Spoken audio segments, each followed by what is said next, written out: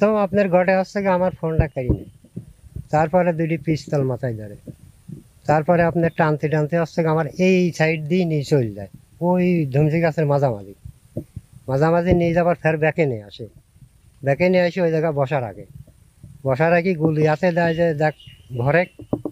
তা আমি কই যে আমি চালাতে পারিনি, এসব আমি লাড়বো না, লম্বা লম্বা 3টি গুলি কিন্তু 5টা মতন ঠাইলি। তে তারপরে আপনার ওগুলা পড়াশোনা হয়ে গেলে পরে লাস্টে আমার একজন কাছে মারি দে, আরেকজন কাছে না মারার দরকার নেই।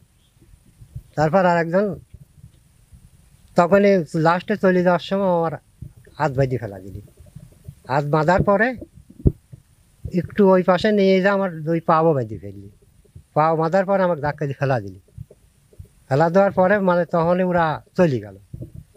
চলে যাওয়ার পরে লাস্টে আর একজন আবার এই ধুমসির মারতে বাড়ায় আমাকে দেখিয়া সাও চলে গেল। তখন ধুমালে বৃষ্টি আসছে, পুরা বৃষ্টি আমার তখন গার পর গেছে আসছে আমার ওই বড় ট্রাক্টরের ইঞ্জিনের মাথা ইঞ্জিলে নিয়ে গেছে, আর আসছে এই পাশের গাড়ির ব্যাটারি নিয়ে গেছে। এমনি বড় ইঞ্জিনটা তো 18-20 লক্ষর কম না।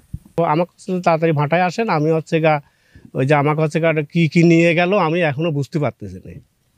আমি তখন তাড়াতাড়ি করি মোটর সাইকেল বাইর করি, আমার পাশের একটা মেম্বার ছিল ওনাকে ডাক দিয়ে, আদিত নাম, ওনাকে ডাক দিয়ে আমি ভাটায় চলে আসি। আসার পরে ও দেখি যে ও হচ্ছে গা অফিসের এখানে, পরে হচ্ছে গা ওর সাথে কথা বলি কোনে কী হয়েছে। আমি আবার দৌড়া গেছি ওই মেশিনের কাছে, এখানে এসে দেখতেছি যে আমার হচ্ছে ওই ট্রাক্টরের মাথাটা নিয়ে গেছে, আর এইটার হচ্ছে গা বগিটা ইটা মাথাটা উঠানো, ব্যাটারিটা খুলে নিয়েছে।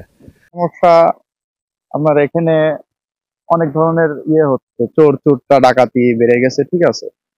আপনার এখানে ব্যবসা বাণিজ্য করা খুবই রিস্ক হয়ে গেছে। আইন শৃঙ্খলা বাহিনী যদি একটু উন্নত হতো তাহলে সেক্ষেত্রে সবাই ব্যবসা বাণিজ্য একটু স্বস্তিতে আর কি করতে পারত। শিলাইদহ খোরশেদপুর গ্রামস্থ জয়নগর সাইনেরি ভাড়া থেকে মৎস্য প্রহরীকে আটকা রেখে কে বা কাহারা তার ইট ভাটাতে থাকা একটা ট্রাক্টর চুরি করে নিয়ে চলে যায়। এই মর্মে বাদীর অভিযোগের ভিত্তিতে আমাদের এখানে একটা মামলা হয়। মামলা ছিল অজ্ঞাত না, আসামি কোনো নামটাম ছিল না। পরবর্তীতে মামলাটা রুজু করার পরে আমরা গোপন তথ্যের ভিত্তিতে এবং সোর্সের নিকটত প্রাপ্ত তথ্যের ভিত্তিতে আমরা রমজান নামের একজন আসামিকে গ্রেপ্তার করি গত 26 তারিখ। গ্রেপ্তার করা গতকালকে। গ্রেপ্তার পরবর্তী তাকে দেশে সব কথা স্বীকার করছে, তার স্বীকারোক্ত মোতাবেক তাকে নিয়ে আমরা অভিযান পরিচালনা করি পাবনা জেলা হতে আমাদের এই কুমারখালী এলাকারই মামুন নামে একজনকে গ্রেপ্তার করছি এবং ওই আসামি রমজান তাকে শনাক্ত করছি, হ্যাঁ এই আমাদের সাথে ছিল এই অপরাধের সাথে।